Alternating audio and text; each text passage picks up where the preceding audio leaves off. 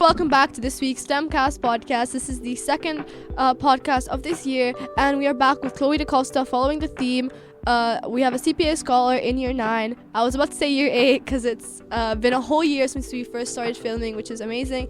And we're following the theme where this is the second person I recorded an episode with, so it's kind of renewing it and going back into it. So what are we discussing today? Okay, so today we are discussing one of my absolute favorite math books and one of the books that got me into math in the first place, and that is Fermat's last theorem. And this is a story of a riddle that confounded the world's greatest minds for 358 years. So the blurb says the story of a riddle that you're already at that bit. How an Englishman, after years of secret toil and frustration, finally solved mathematics' most challenging problem. And honestly, I think the blurb sums up the whole kind of story of it so well. And I think the reason I personally really like this book is because it is a story type of thing rather than just unrelated chapters and facts, which is kind of what makes it different from our other really nice book called Humble Pie, which we did a review on last year, and I really enjoyed that. Yeah. So I think that's one of the main differences between them. This one's a lot more of a story type of thing, so it's really nice to get you started into reading maths because it's a lot less of here are facts and things about math, but a story about how this kind of problem went around and people stopped trying it at some point because it was like impossible. Yeah. So the thing is, about Fermat's last theorem, it's not really like fact book. It's not like this is math, this is math, this is math. Like, it has that element, of course, but it's, as Hannah said before, it's a story. Like, it walks you through it so intricately, and it's so well written that it really makes you appreciate not only the math behind it, but also the writing.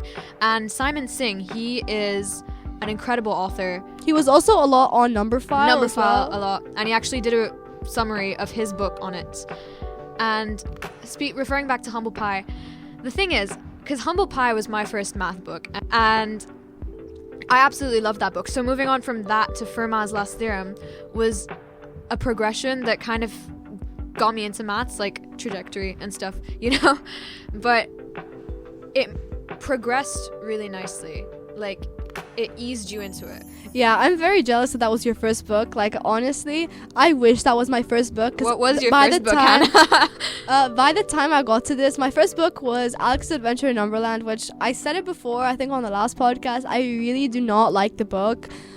But it took me like 2 or 3 books in order to get to this book, which was like the good one. It was really good. I genuinely love Fermat's last theorem. Like I said, it's a story type of book, and it's a really nice problem looking back to the history behind it, that it was unsolved for 350 years. Like, imagine being the person to solve a problem that has been around for 350 years. The feeling.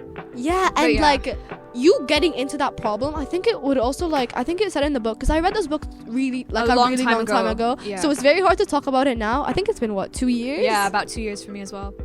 It's a very long time. But I think one of the parts that stuck with me in the book is that it was talking about how it was like kind of embarrassing if you kind of made it known that you were working on the problem, because like then you would have competitors, like they'd be looking out for your findings, and it tells a story of like how competitive this branch of math is.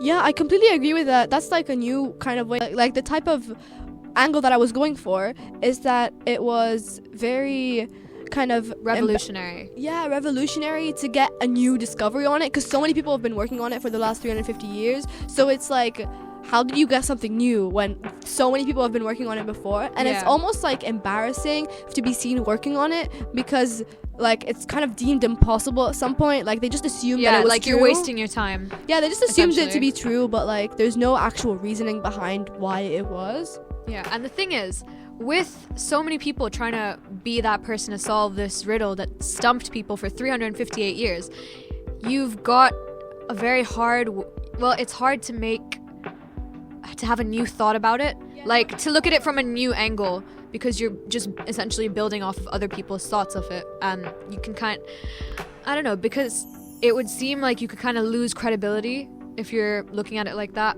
but they found a really great way to just show the whole story and intertwine it together. Yeah, I think also part of what you said links to like, if you're sitting down solving a problem, 2 people, completely separate rooms, can come up with the same idea. So you might think that this idea hasn't been come up with before. But if it turns out that like you just came up with something that has already been created, then that kind of like ignorance is bliss. And it also leaves you in like a bad mood as well. Like you just give up solving on the like, oh man, I thought I came up with that, and then it turns out somebody else did as well.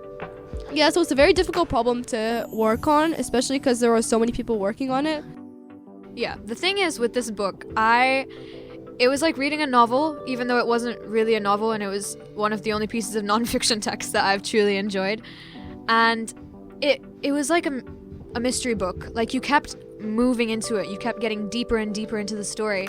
And then at the end, it kind of all just came together really nicely. And, like, I felt that. Like, I was like, oh, I'm so happy that they solved it. Like, even though it wasn't me, you could still feel that sense of relief. And like you could know the hard work that went into it. Yeah, and it went to a lot of detail in the history behind it as well, which was something I quite enjoyed, because I like learning about the history behind something and like how it originated and how it works, because I just find that that's such an amazing way to kind of go about writing a book, is like just start at the beginning and then work to the end. It sounds really simple when you say it, but not that many books actually use this kind of writing strategy, and I really like that they did. They also explained it really nice using a lot of visuals and stuff, which explained the problem at its core depth, but then went into a lot of detail kind of further on about different ways that people learn to solve it. And I'm pretty sure you had to they linked Fermat's theorem with another problem that wasn't like a completely different, a completely different field. I don't remember exactly what it was, but it was like a completely different field. They linked it to it, and they were like, if we solve this problem, then we'll be able to prove Fermat's theorem. Yeah, exactly. And that kind of stuff, because it's math just links in so many different ways. It was like some random field to everything. Yeah, and it like linked together so nicely at the end, and it was like, even though I didn't understand every single line of math that was going on in that book, but I still felt that kind of sense of relief at the end. One thing that I do remember from this book though is that across a page they have pi to like 1,000 digits, and I was just like, I'm just gonna take a picture of that in case I ever need it, and I love that so much. Did you ever need it? Yes. I sent it to Hannah, and she was like, why did you take a picture of this? But yeah, I've still got that, and it's still there, still favorited in my photo album. Also this book is like one of the common things that a lot of us kind of non-fiction readers agree on. Like a lot of books have conflicting views. Like some books I really enjoy, Chloe might not really enjoy that, but this is a book it's very subjective, but this one's kind of like universally everyone enjoyed. Agreed. By universally we just mean like across our school. But I think it's also a best-selling book, which is kind of like, you can tell why. If you read it, you would be able to tell why it's a best-selling book. It's very hard to put into words, like how amazing, how incredible it is. It's a really, really good book, and I strongly recommend it. Definitely. And one thing that I also wanted to touch on is the story is about Andrew Wiles, and he read about this problem when he was like 10, and then he spent the rest of his life trying to solve it. And I think that dedication is really admirable, and it's helpful for students who want to go into STEM fields, and it's not only applicable to maths, it goes into like cancer research, etc. And that dedication can be a really good role model to a lot of young students who are hoping to go into not only the STEM fields but other fields of work. I almost forgot the problem until you mentioned it. Like the part where he was going to his library or something, and then he picked up a book, and then he figured out the problem, and then he dedicated his life to it. And he sat there reading it for like 3 hours. I think this is one of the like kind of stories he just told just to make it sound cool. I don't think that's what actually happened, to be honest. Let us enjoy it. Enjoy it while it lasts. Ignorance is bliss. Yeah, I really like the story. I really hope it's like a true story. Me too, because that's amazing. Amazing. Like imagine figuring the dedication that went into that. Yeah, he was 10 years old. So do you have any other thoughts about the book? No, that's about it, because if I go on with my thoughts, we're going to be here for the next 358 years. Honestly. And someone's gonna have to figure out what caused your thoughts. Chloe's last problem. So yeah, thank you so much for coming on, and thank you so much for watching. Okay. I really hope you enjoy.